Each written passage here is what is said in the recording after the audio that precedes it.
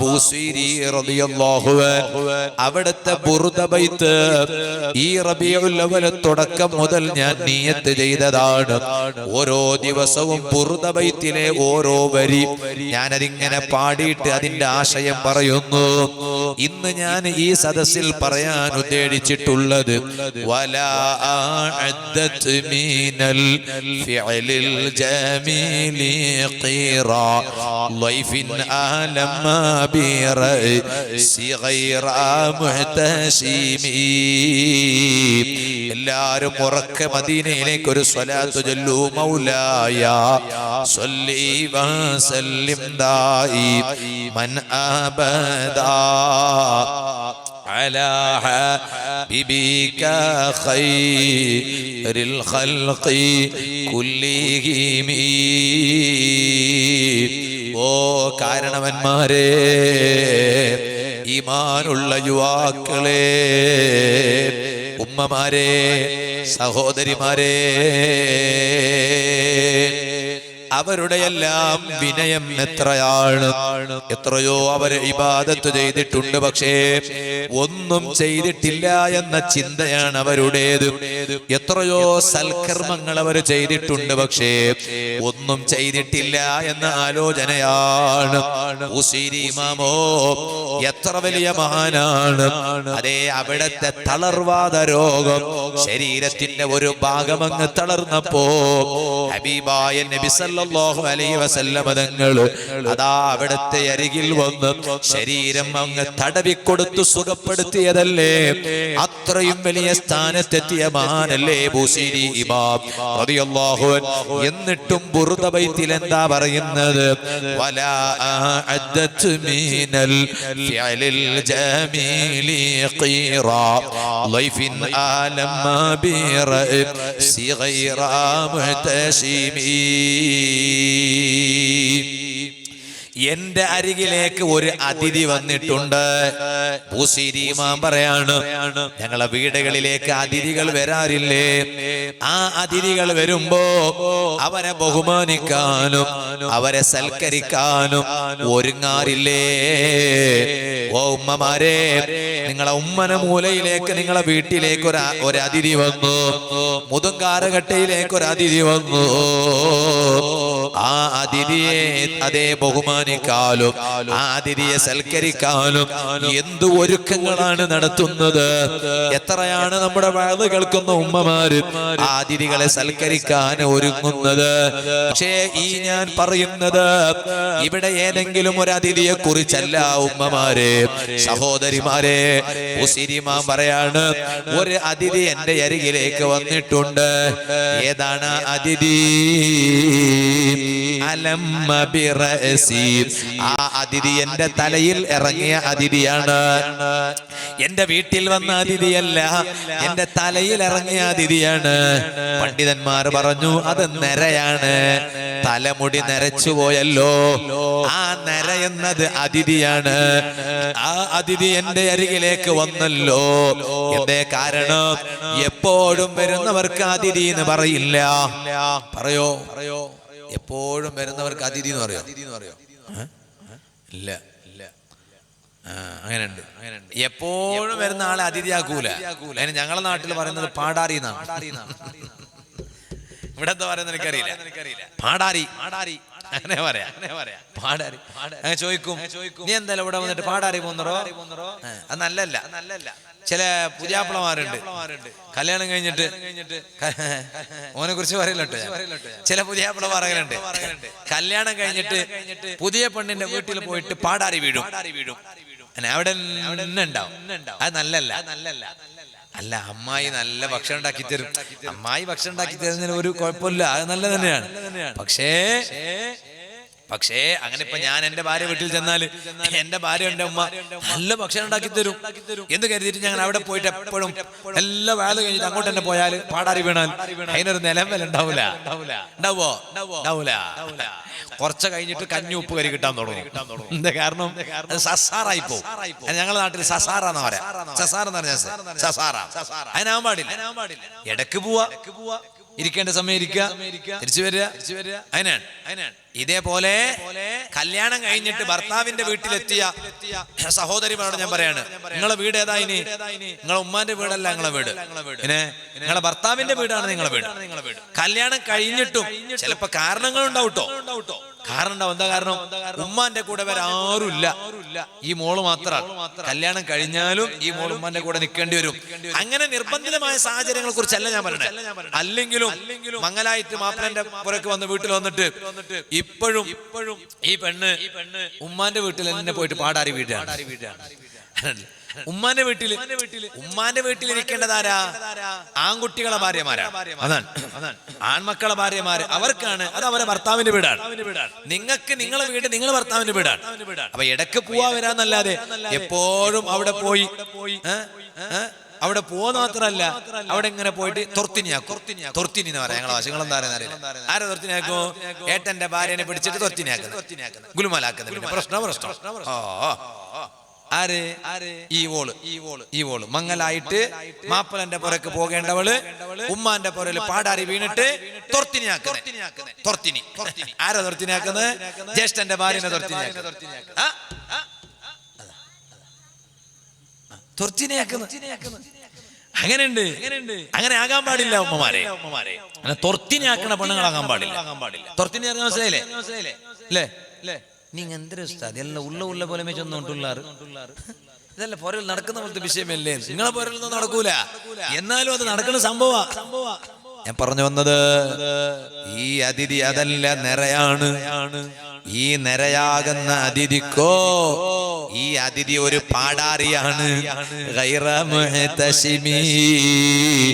ലജ്ജയില്ലാത്ത അതിഥിയാണ്, നാണമില്ലാത്ത അതിഥിയാണ് നിര. എന്തേ കാരണം? ആ നിര വന്നാൽ തിരിച്ചു പോകൂല. നിര ബാധിച്ചാൽ വെളുത്ത തലയിലെ മുടി പിന്നെ കറുക്കൂല, വെളുത്ത താടിരോമം കറുക്കൂല.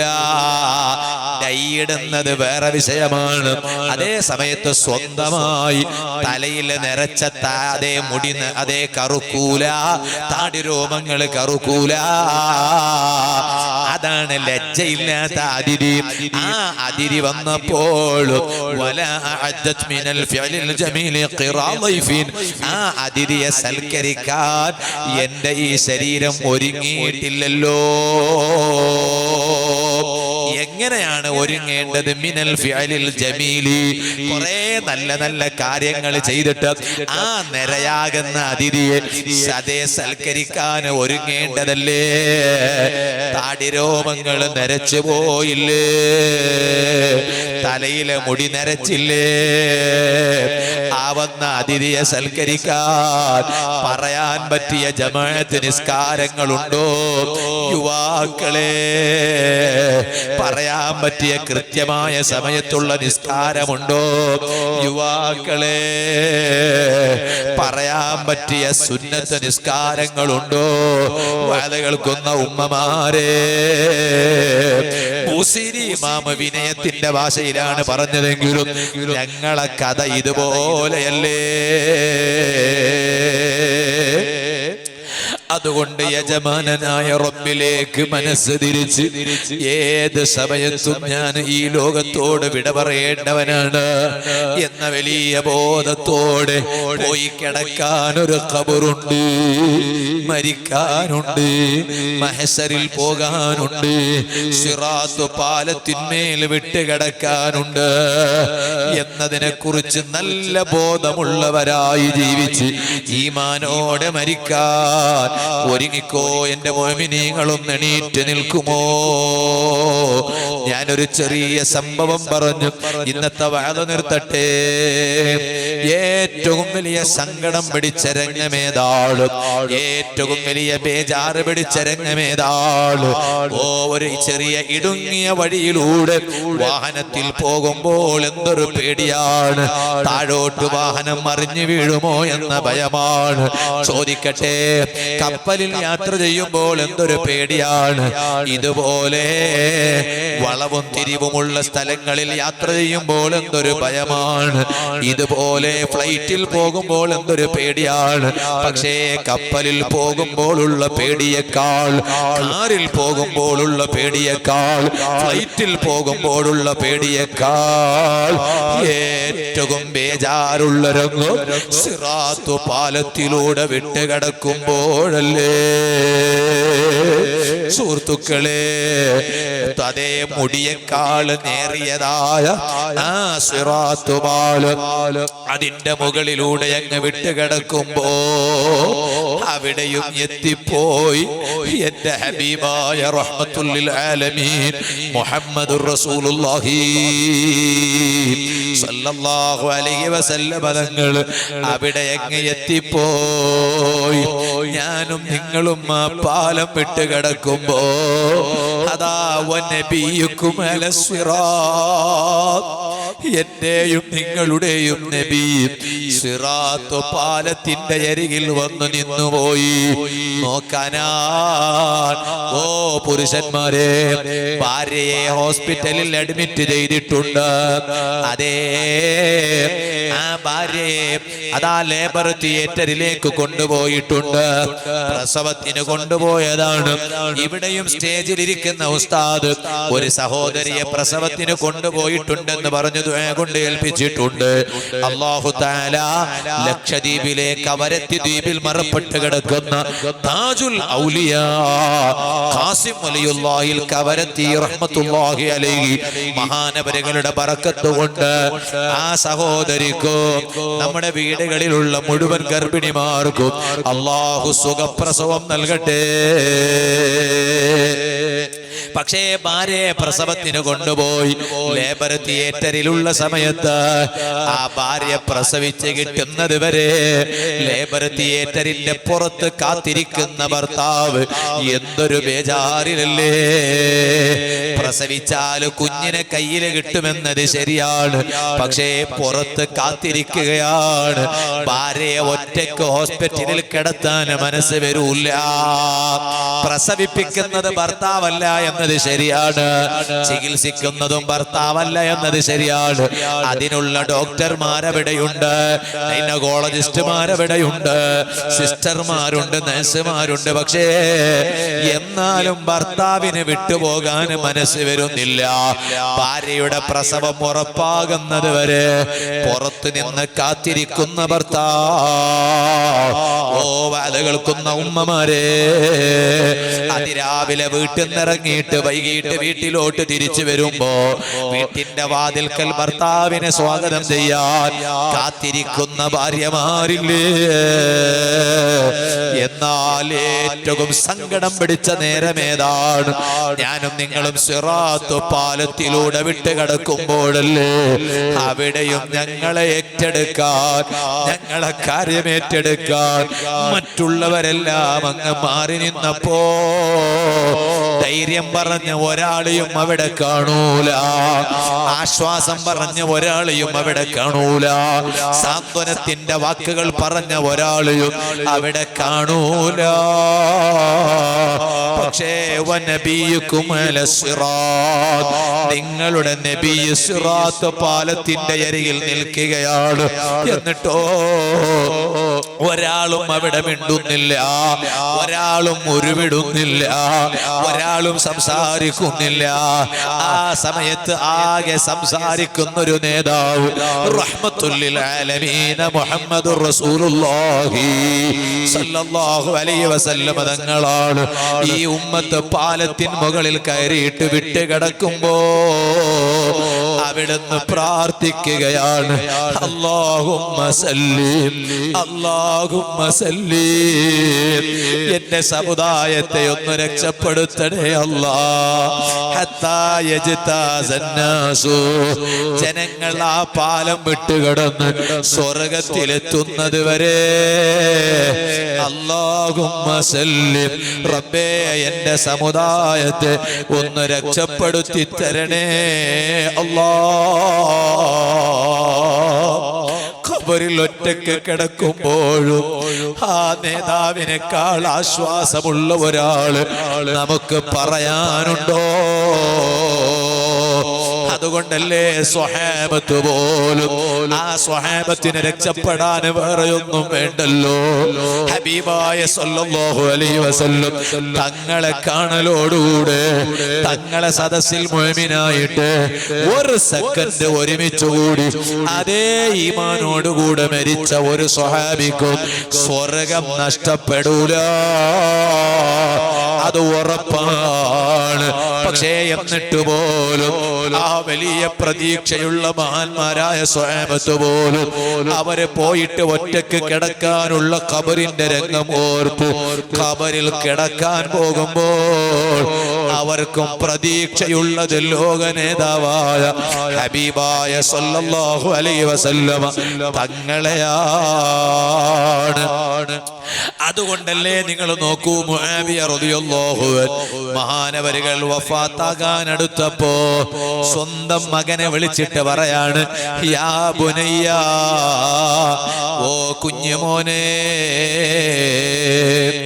ഹബീബായ നബി സല്ലല്ലാഹു അലൈഹി വസല്ലമ തങ്ങളോടൊപ്പം ഞാൻ സഫാ പർവതത്തിന്റെ മുകളിലുണ്ടായ സമയം മുത്തു നബി സല്ലല്ലാഹു അലൈഹി വസല്ലമ തങ്ങളെ അരികിലേക്ക് ഞാനതാ ഒരു കത്തിരി കൊണ്ടുവരാൻ ആവശ്യപ്പെട്ടു. ഹബീബായ തങ്ങളുടെ തലയിലെ തലയിലെ പുണ്യകേശം ഞാൻ അങ്ങ് മുറിച്ചെടുത്തു.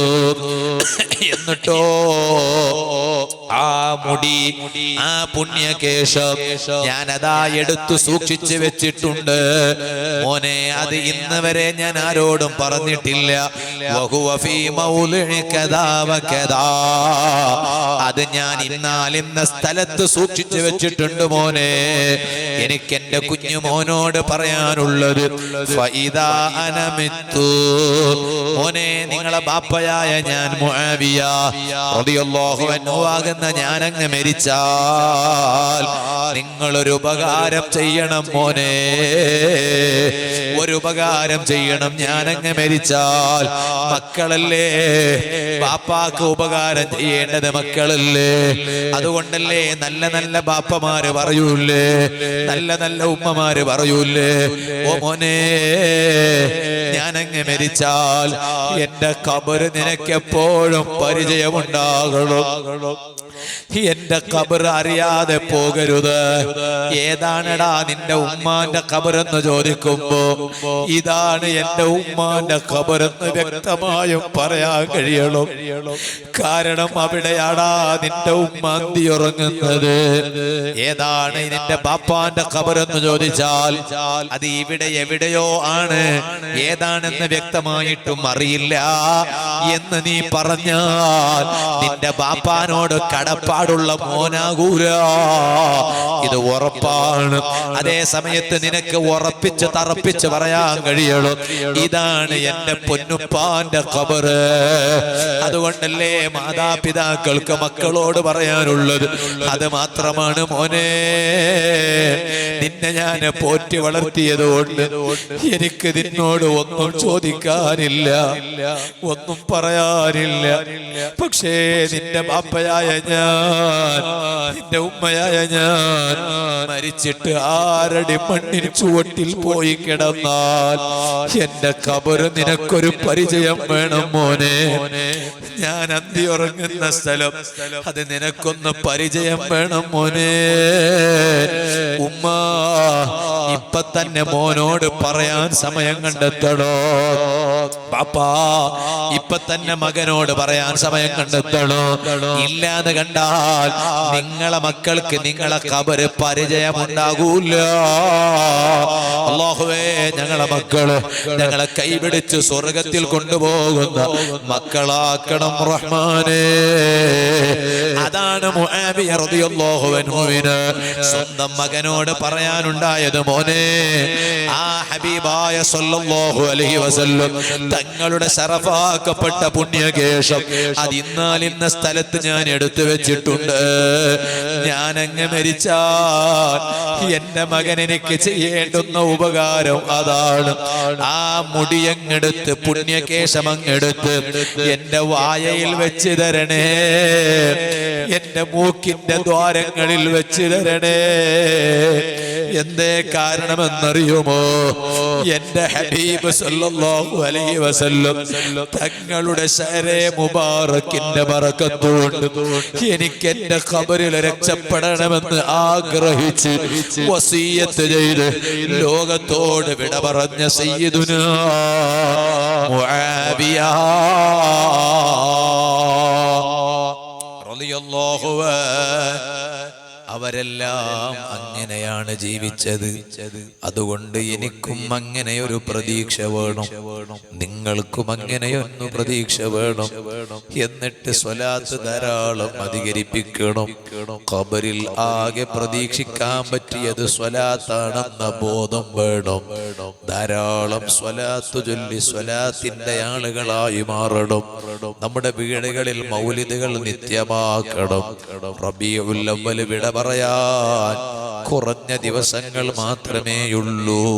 പക്ഷേ മൗലിദ് വിട പറയാൻ പാടില്ല. തങ്ങളെ മങ്കൂസ് മൗലിദ് പാരായണം ചെയ്യുന്നത് വിട പറയാൻ പാടില്ല. അത് എല്ലാ ദിവസവും ഞങ്ങളെ വീടുകളിൽ പാരായണം ചെയ്യണം. അതുകൊണ്ട് ഞങ്ങളെ ഖബറുകളിൽ ഞങ്ങൾക്ക് രക്ഷപ്പെടണം. ഇത് ഞാൻ എൻ്റെ അമ്മാറത്തായ നഫ്സിനോടും നിങ്ങളോടും ഓർമ്മപ്പെടുത്തി ഞാൻ എൻ്റെ സംസാരം നിർത്തുന്നു. അർഹമുർ റഹീമീനായ അല്ലാഹ്, നീ ഞങ്ങൾക്കതിന് തൗഫീഖ് ചെയ്യണം റഹ്മാനേ. ഈ സദസ്സ് നീ അതിന് കാരണമാക്കണം റഹ്മാനേ.